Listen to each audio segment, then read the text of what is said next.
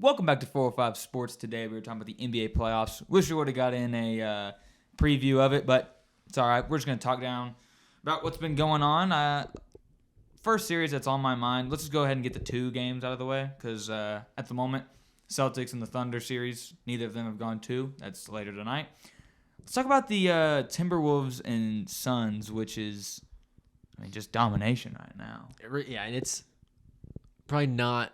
I didn't think this was going to happen. I'm sure no one in Phoenix thought this was going to happen, but I didn't want this to happen. I hate that fan base.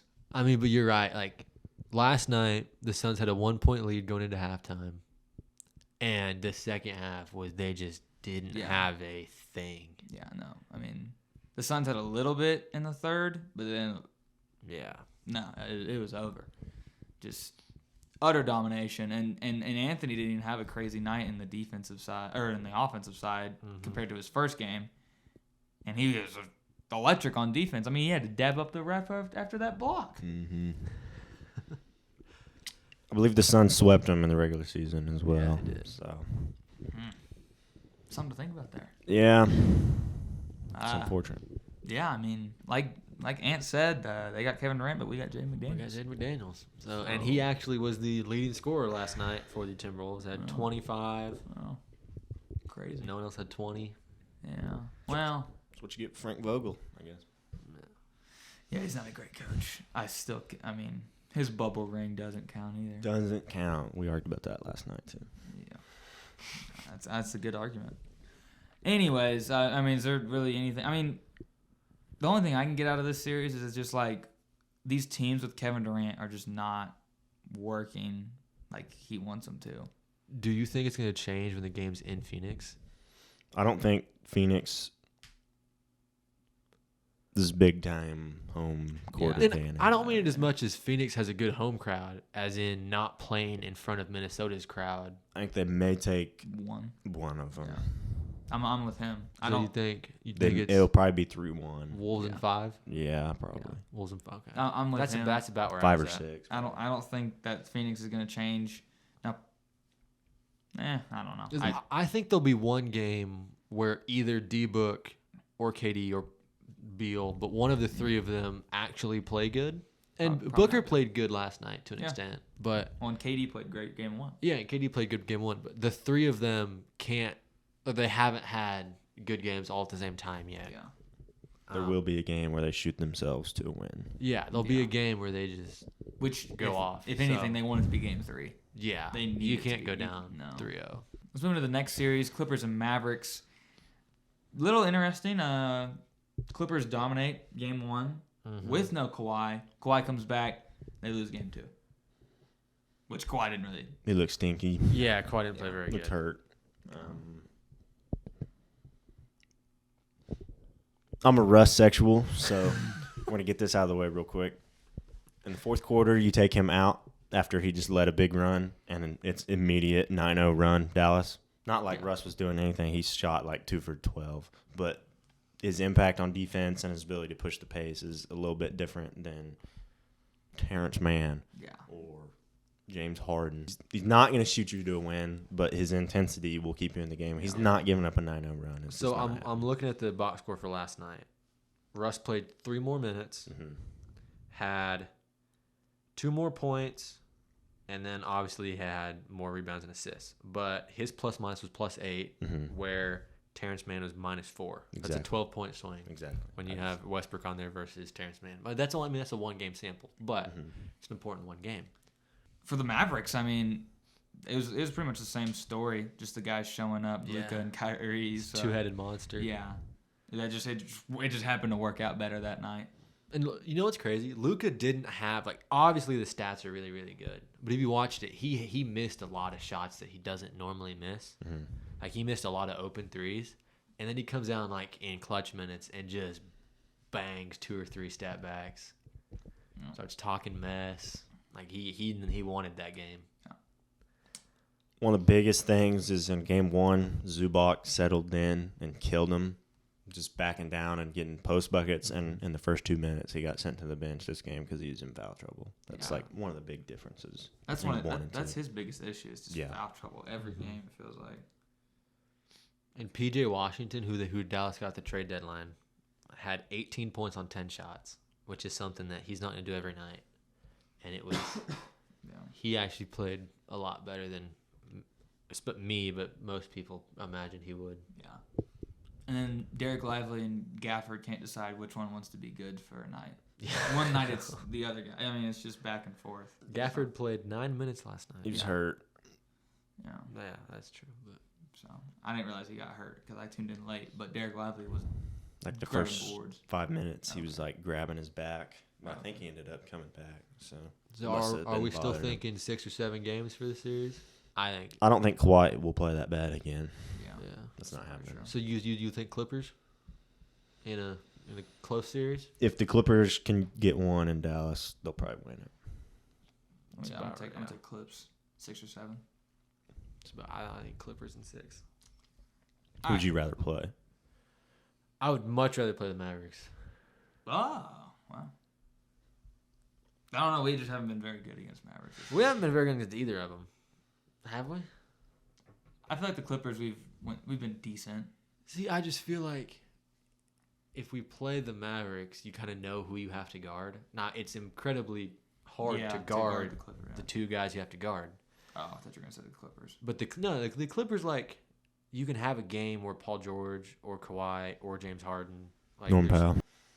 Yeah, or Norman Powell can light you up. Where I'm not that worried if, Derek Jones Jr. or Maxi Kleber starts banging threes because they're not going to all night. I'm definitely Clippers. So we got the Pacers and the Bucks, which this one was a shocker after a dominating game 1 for the Bucks.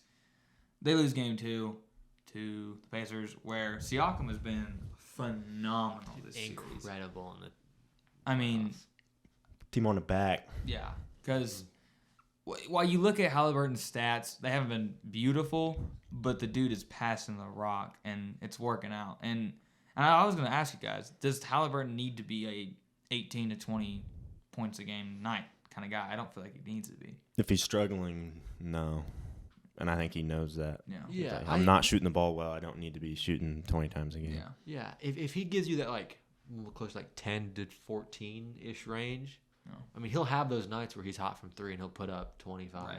Like the night we saw him. Yeah, but I don't think that's a thing that, like you said, you need him Yeah. to do. It's not like a consistent thing he has to produce. Yeah, he had 12 assists last night. Yeah. So, and I mean, I think he's gonna average as many assists as he does points on Yeah. most given nights. yeah. No, I mean, I'm not sure what the status is on Giannis. I feel like he's probably. I saw something today. I don't know how true it was because there's always these fake accounts on Yeah. Twitter, but it acted like he hasn't even started scrimmaging yet. Yeah, I figured. Really? So I don't know that he'll play this series. I was going to say, I it'd be heard he was late. supposed to be back for 4 or 5, game 4 or 5, but that's pushing We'll see. at the rate I've heard he's at. Well, We'll see. I bet if it comes down to it and they're down, let's say they were down 3-2, I could see him coming back. Yeah. But, I don't know. I'm probably still sticking with the Bucks. I did say the Pacers would give him a hard series. Like I said, I wish we would have done a preview. But, Yeah. Yeah, I'm with you on that one. I think the Bucks will have it, especially if Giannis comes back and plays good. I think they'll close it out in 6 or 7. Magic and Cavaliers. I saw a good tweet about it. It said this series has been not talked about so much they might as well stream it on TikTok. It hasn't been bad, but it seems like the Cavaliers are always just 10 points or 15 points ahead, and They're always just one step ahead of everything the Magic try and do. Yeah. The Magic are so young that they don't necessarily have to push at this point. I mean, is Joe Ingles the most experienced player in the playoffs for them? Probably. He's I more think- experienced Dang near. than Wendell Carter. Yeah. Yeah, I think that's right, actually. Yeah. So Yeah, they're just completely outclassing them. yeah. And then every minute of the game, it feels like. And Well- Jalen Suggs got hurt at the end of the game, too, so he's probably done. Which isn't helping the cause. No. Because he's a really good defender. Yeah. Yeah. And the Cavs are probably really PO'd from last year.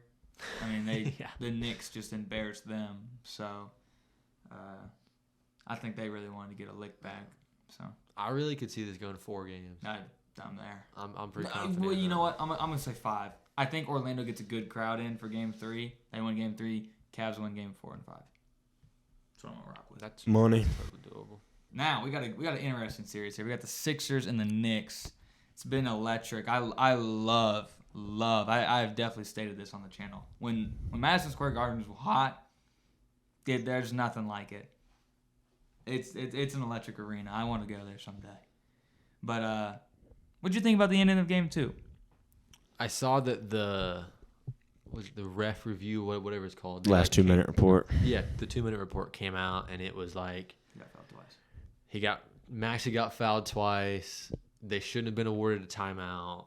Yeah. And then one other thing, like it was 4 straight calls that went against the 76ers. Lowry grabbed him around the hips before he took off, and then when he took off, he pulled his jersey. And I was like, good Lord, how do we miss that, Yeah. man? I'm a Sixers hater, so I love to see it. I was like, in real time when I watched it, it didn't look as bad as the slow-mo makes it look. So I understand to an extent why there was no call. But you'd still, as a 76ers fan, I understand why everyone is so mad about it. Yeah. My thing is, if you want it to be, don't want the ref to, if you don't want the game to be in the ref's hands, don't let it be close. Yeah. Which is, I know, easier said than done. But I mean, also that's just a terrible inbounds play. That is like yeah, that high was school, a god awful college. inbounds That's play. terrible. But You also don't let Hartenstein get the offensive rebound, and then DiVincenzo can't hit a 3. Yeah. Or can't hit the second 3. He missed the first one. Yeah. Zach, you look like you're thinking hard down there. I just don't think that takes the same if it happens to Oklahoma State Thunder. it's probably No, true. you're right. Yeah. Just don't keep the game close. I just don't think that's right. It's probably true. We did play Just like terrible. when we hit the 3 or got the and-1, and then CJ hit the bucket, and then Shea gets hacked like Tyrese Maxey does. And we're like, well, the game shouldn't have been close. Well, No. I think they still should have called a whistle.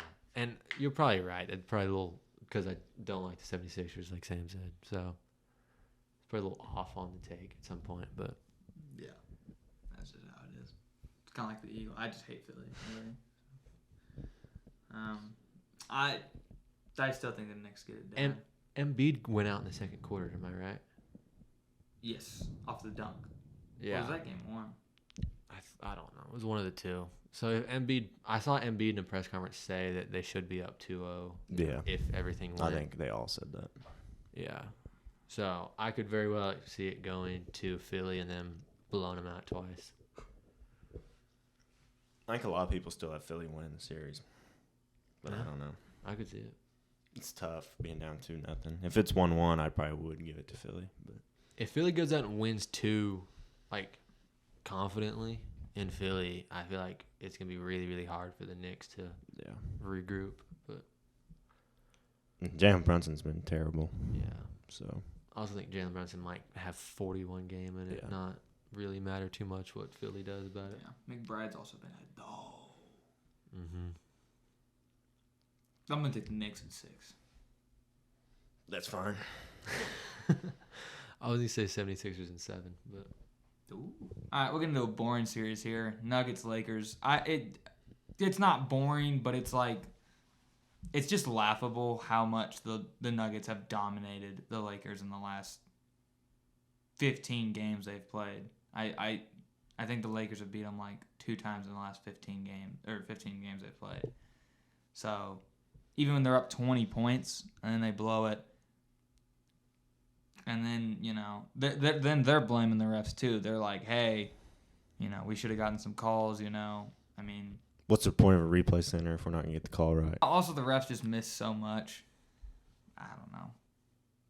We think it's really like they don't want to say they're wrong, so they don't want to change it? Or I think that's part of it is they try and save face. And I just feel To an like the extent, people in the command center are the ones making the decision now. They're not the ones that call it on the floor, but I don't know. yeah, man. but I feel like it's more like they don't want to make their refs look bad because they're I know it's wrong. like that in the MLB because it's the MLB. It's an umpires union, so the league really has nothing to do with it. So Yeah. the umpires can be as bad as they want, and Yeah. no repercussion.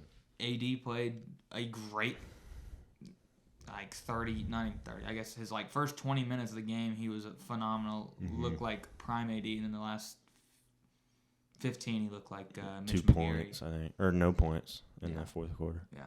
I was like, as a Lakers player or fan, I feel like it's demoralizing when LeBron and Anthony play that good for that long and they don't win either game.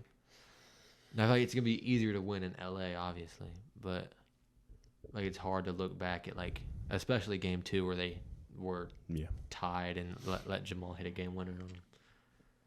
Jamal shot like crap the whole game too, and then hit the game winner. He went 9 for 27 in both games. Yeah. So, Nugs in 5. Yeah. Yeah. So. They're good in the playoffs. Sure. Yeah. We got the Boston Celtics and Miami Heat. No Jimmy. With Jimmy, I think it's a different story. Yeah. And I know a friend of the pod that's a Celtics fan did not want to play the Heat when the play-in was going on, but he didn't know Jimmy was going to be hurt, obviously. Kind of like how we didn't know Zion was going to be hurt. But he did not want to play the Heat because they've given them trouble. But they did for a little bit in game 1, and then the Celtics stretched it out. I think they'll probably sweep them in 5. Everything I've seen online says that there's no point in playing the last 3 games. But. Spoelstra's a really good coach, but Jimmy's a monster in the playoffs, and you don't have him. Yeah, they need him to. Especially because Tyler and Duncan really haven't been hitting the shots that they're supposed to. Tyler's second playing game was good, and that's it. Yeah. So, I'm with Zach. Not enough firepower. I'm with Zach. It's probably a sweep. I think they're getting the brooms. Yeah. All right, we got the last series here. Our Oklahoma City Thunder versus the New Orleans Pelicans with no Zion, but they're still a good team without Zion. Terrible first game between the first two. Yeah. Between both of them. Neither team realistically played their best basketball. No. And Chet, while he did play great, he had a bad fourth quarter. Like, he put up good stats, and anyone could be like, well, 15-11, 3 blocks, and a steal. Like, that's great. But he also was not very good in the fourth. He should have had 20 rebounds. Yeah. Not Nurkic. Valanciunas kept taking them. Yeah. And Larry Nance and any other half-decently big man they put out there. Yeah. The Pelicans shot like some horrendous number from corner threes. I swear it was like below 10%. I don't think that happens again. No, I don't think that happens again. I also don't think we play that bad again. Yeah. Shea in general. Yeah. And you look at it and he still had like 29 or whatever. Like, that's a bad game for him, man. In the fourth quarter, all those possessions before he hit the jumper and then the one, he was selling. Yeah. Honestly. No, he was. The whole team was selling. Like 3 or 4 turnovers in a row and like bad shots. I'm like, Shea, what are we didn't score for 6 game minutes in the fourth quarter, which is half the quarter. Terrible. Which is something that we don't do on a regular basis. No one does it, but especially the fourth. Yeah, we don't do that on a regular basis. Shea's up for clutch. We go up in the fourth quarter. It's normally pretty set in stone. Yeah, I mean, Shea's up for clutch award, which is in the fourth quarter, and Jalen Williams is one of the highest points per game scorers in the fourth quarter. So, I mean, that's 2 guys right there that give you a lot of production in the fourth, and that just was not there until the last 3 minutes. Yeah. I feel like we'll come out in game 2 with a better plan for rebounding. Because it was literally Chet was the only one in the paint half the time. Yeah, and a lot of times he wasn't boxing out. And that's how I'm doing it. Yeah. I mean, every now and then, like, J-Dub or Lou Dort would get in there, or Chet, or not Chet, Shea, and they'd try and get a rebound. But, like, normally it was like 1-on-3, 2-on-3 we need to get rebounding. in there, for sure. Just not ideal on either end. That's very true.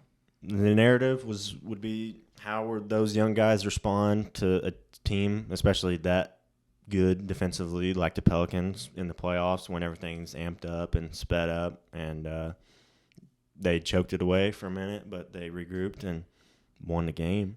Yeah, that's fine. And I even loved Kaysen Wallace. Everyone was going nuts on Twitter. They were like, he clamped up CJ, and Kaysen after the game was like, it really wasn't that good defense. Like, it was good on ball, but I still let him get a shot that could have won them the game. A great shot, too. Yeah. If he doesn't leave his feet, then we're talking great defense. Which, obviously, there was 3 or 4 seconds to where he could have got a floater to tie the game, but it was obvious they wanted to win the game. So would you rather us win like that, how we did, or would you rather have us won by 20? I think that was good for I was them like- now. I feel like if we're gonna do that, if we're gonna have Yeah. that bad of a game, I'd rather us do it now so we can learn from it. Yeah. Because like if we would go out and win by 20, you don't get any like clutch playoff like experience, which is way different than. Now you're at home and favored by 7.5. You need to go win that game and cover the spread to show that you're not a phony. Yeah, and like, both of y'all just put it exactly. You need the experience in a tight game. Now you take that advantage and you cover that spread. You got to get the lead, and you got to know when to keep your foot on the gas and just end it. Don't let them stick around and have life. End it. Go on. Like that was it 18-6 run they had. Mm-hmm. That can't. It drawed them straight back into the game. That can't happen again. I mean, That wasn't even like the starters doing it. That lineup was not a good lineup we had in there. I don't remember off the top of my head. I just remember being like, all right, Mark, we've got to know, like, timeout right now. Yeah. all I know is I think he believed too much at that time, and he was just like, we might have to let him eat for a second. I mean, he said it too. He's like, I don't believe in cutting dudes out of a series. So he's not going to be like the traditional cut it down to 8 players in the rotation. But 10-plus players is a little ridiculous. I could totally see Josh Giddey getting like 10 minutes. That's weird though. In the next he's normally couple been games. good, but he was not good. Especially against the Pels. Yeah. Well, because in that game they were like they were just letting him shoot, like they were leaving him open, and which is exactly what you should do to Josh Giddey. And he wasn't really. He wasn't even shooting him. Like it wasn't like he was trying to make him pay. He just stood out there and then passed it back up to the top of the key. So, But they didn't seem too happy after the game, which is good. No. You know. yeah, they weren't. First playoff win for freaking half the roster, pretty much. Yeah. But they didn't seem too thrilled, especially Shea. No Bork. No. No bark. I'm glad they're having fun with it, but there's also a time you gotta lock in. Thank you guys for watching the video. Don't forget to like and subscribe. Comment down below who you think are going to win some of these first round matchups. Thank you for watching.